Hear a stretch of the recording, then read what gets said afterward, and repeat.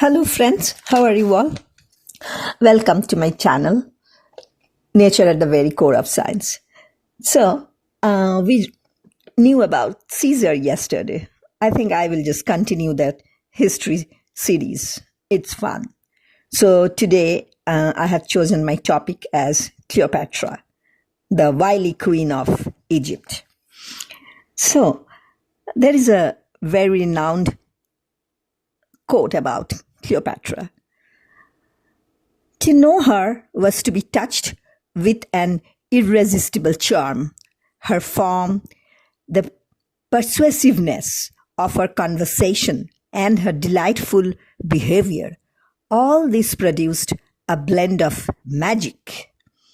Plutarch, a Roman historian, he has just commented this about Egyptian Queen Cleopatra. So let's know some more about Cleopatra. Cleopatra, Queen of Egypt, has gone down in history as a conniving leader who used tricks to gain influence within the Roman Empire. She was actually an intelligent ruler who used an iron will in an effort to keep Egypt free of Roman control. Ironically, the queen who tried to preserve Egypt was not even Egyptian. Cleopatra belonged to the family of the Ptolemies. This family from Macedon had ruled Egypt for several hundred years after the death of Alexander the Great. Though they had ruled Egypt for a long time, none of the family had ever bothered to learn Egyptian until Cleopatra. Plutarch wrote that she learned to many languages. She could speak to Ethiopians, troglodytes, Jews, Arabs, Syrians, Medes, and Parthians in their own tongues. In the 1st century BC, the family's fortunes and its hold on Egypt declined. Cleopatra's father was a weak king.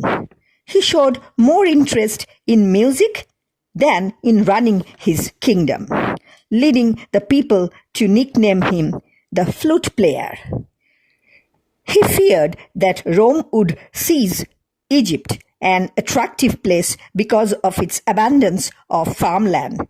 To buy safety, he sent huge amounts of money as bribes to various Roman leaders, including Julius Caesar. He eventually died in 51 BC. At the time, Cleopatra was 18. She became queen, ruling along with her brother Ptolemy XIII, who was only 10. Powerful insiders in the Egyptian court hoped to run the country by controlling the young king. They forced Cleopatra to flee Egypt 3 years later. However, she raised an army and prepared to retake her crown, ready to fight her brother for control. Meanwhile, Julius Caesar had defeated his rivals and become the powerful leader of Rome.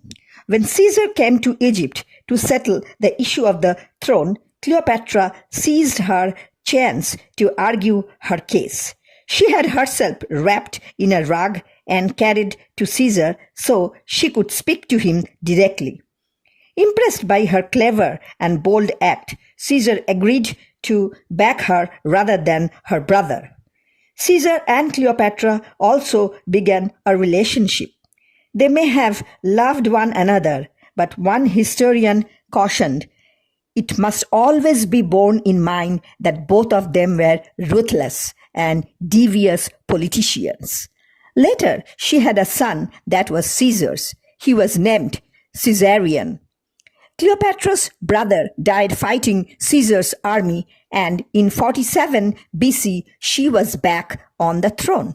She and Caesar may have planned to marry and become king and queen of Rome, with Caesarion to follow them.